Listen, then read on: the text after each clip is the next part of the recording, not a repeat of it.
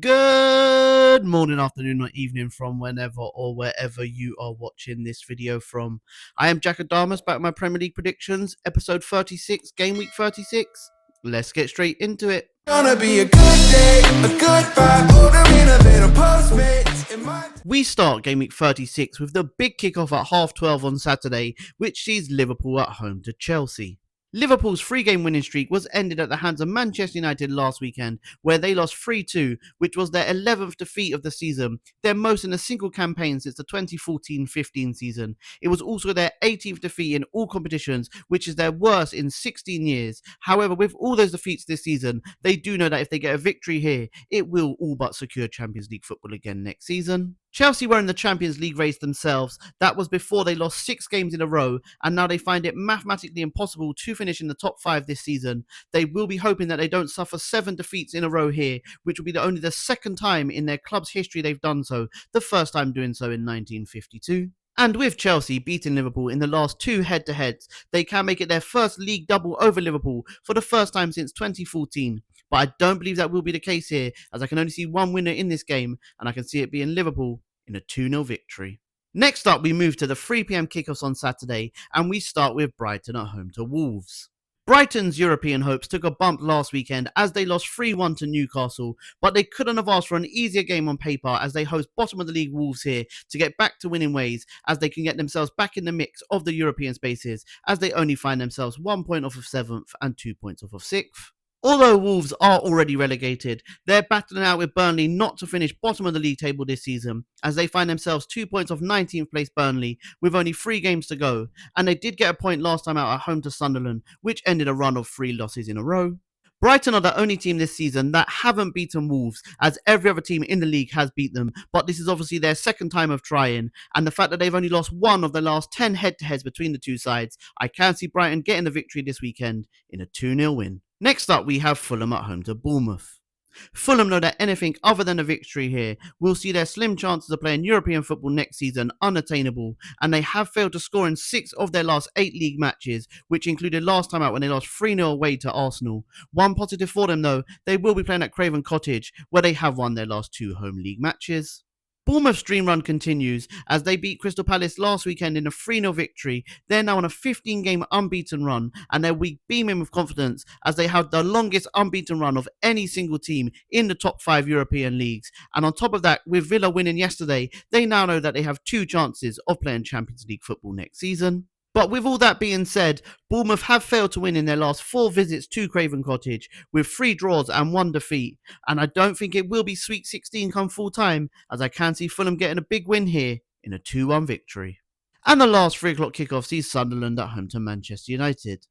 Sunderland have proved everybody wrong this season. After comfortably avoiding relegation, they're now looking to finish in the top half of the table, which will be an unbelievable achievement. They are playing at home this weekend though, where after going unbeaten in their first 12 league home matches, they've now lost 4 of their last 5 home league games, so it is going to be another tricky ask for them this weekend. Man United have secured Champions League football for next season, and it looks more than likely that they will finish 3rd in the table. So will they take their foot off the pedal, or will they finish strong this season and try and carry that on into next season? I believe they'll try and do that, as Michael Carrick has picked up the most points since taking charge out of any other manager.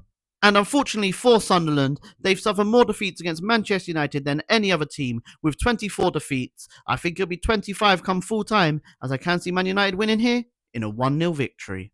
Moving on now, we move to the blue side of Manchester as we have the 5:30 kickoff on Saturday, which sees Man City at home to Brentford.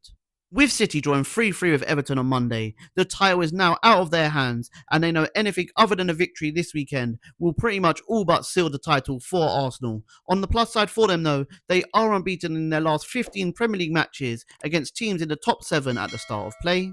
Brentford currently sits 7th in the Premier League table, and they're looking to secure European football for the first time in their club's history.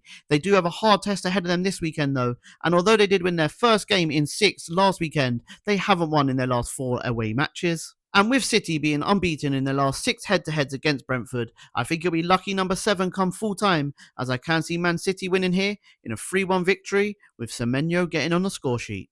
Moving on to Sunday now, we have 3 games kicking off at 2 p.m, and we start at Turf Moor, where we have Burnley at home to Aston Villa. Burnley and their fans will be hoping that this season ends as soon as possible, as with 3 games left, they're trying to avoid finishing bottom of the table. Mike Jackson lost his first game as interim manager as they lost 3-1 to Leeds last Friday, which means they've only won 1 of their last 26 Premier League matches. Villa and Mr. Europa League himself, Unai Emery, they've booked themselves a place in the Europa League final on May the 20th against Freiburg as they smashed Nottingham Forest 4-0 yesterday. Will they be hangover coming into this one, or will they put out another performance like that, which will all but secure them Champions League football again next season as they will finish in the top 5? And with Burnley only winning 2 of the last 13 head-to-heads, including losing the last 4 in a row, I think it'll be 5 come full time, and a familiar story here, as I can see Villa getting the 3 points in a 2-0 victory. Also at 2 p.m. on Sunday, we have Crystal Palace at home to Everton. Crystal Palace secured a place in the Europa Conference League final yesterday as they beat Shakhtar 5-2 on aggregate as they look to win their 3rd trophy in the last 12 months, and I believe that will be their sole focus now as they are one of the only few teams left in the Premier League this season that aren't playing for anything come the business end of the season. Everton caused shockwaves in the title race on Monday after they took a point off of Man City, but more importantly for themselves, it now means they're 3 points off of 7th as they look to finish in the European places this season. They do only have 1 win in their last 6 league matches though, so they know that they will have to see this game out from minute 1 to the final whistle. And Everton are Crystal Palace's kryptonite as they've only lost 1 of their last 22 league head-to-heads between these two sides. Also, with Crystal Palace in terms of the Premier League being on holiday mode, I can see Everton getting a victory here in a 2-1 win. And the last 2 p.m. kickoff on Sunday sees Nottingham Forest at home to Newcastle. Forest lost yesterday in the semi-final of the Europa League to Aston Villa, which was only their first defeat in 10 games in all competitions, but they do find themselves just 6 points from safety, so they know that if they do get a victory here, it will all but secure Premier League football again for next season. But how much did that defeat yesterday take out of them mentally? That is the question that we all want answered, and only time will tell. Newcastle ended a 5-game losing streak in all competitions last weekend after they got a good 3-1 victory against Brighton, and they are in a similar boat to Palace in the sense of that they can't really finish any higher or lower than they are in the Premier League. But with questions being asked about Eddie Howe recently, he won't let them go on holiday mode just yet. And a crazy stat here, Nottingham Forest have never beaten Newcastle at home in the Premier League. I believe that will be the same come the end of this year too, as I can see this one ending in a high-scoring 2-2 draw. Moving on to the 4:30 kickoff on Sunday, it is the London derby between West Ham and Arsenal.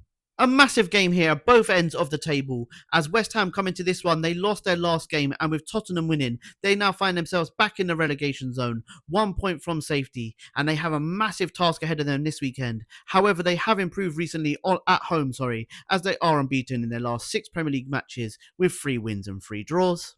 It was not only a massive week for Arsenal this season, it was a massive week for Arsenal's history, as the title is now in their hands and they secured only their 2nd ever Champions League final after beating Atletico Madrid 1-0 midweek. They do only have 1 win though in their last 5 away matches, so this is going to be a very interesting game. But with West Ham only losing to Liverpool more times than Arsenal, I believe they'll become the first team ever in English league history to lose 6 London derbies at home in a single season, as I can see Arsenal getting the victory here in a 1-0 win. And to round out game week 36, we have the 8 p.m. kickoff on Monday, which sees Tottenham at home to Leeds. De Zerbi has now secured 7 points out of 12 in his first 4 games as Tottenham manager, and he has recorded back-to-back victories now for the first time since game week 1 and game week 2. They look like a different side completely against Aston Villa last weekend. After they was first at every ball, first at every second ball, they was really showing fight that they want to stay in the Premier League. Leeds are all but safety and will be playing Premier League football again next season as they find themselves 7 points from safety with only 9 points to play for, and they've put themselves in that situation as they've gone on a 6-game unbeaten streak with 3 wins and 3 draws. But with Spurs winning 6 of the last 7, that's for the younger viewers there, head-to-heads between these two sides, I can see them moving one more step closer to Premier League football again next season, as I can see them winning here in a 2-1 victory. Thank you very much if you are still here at the end of my video. I really do appreciate the love and support I've been getting from you guys. Please do continue to like, share, follow, but most importantly, subscribe to the YouTube channel. Have a good weekend, guys. And remember, if you don't shoot, you can't score. Bye, guys. Have a good weekend.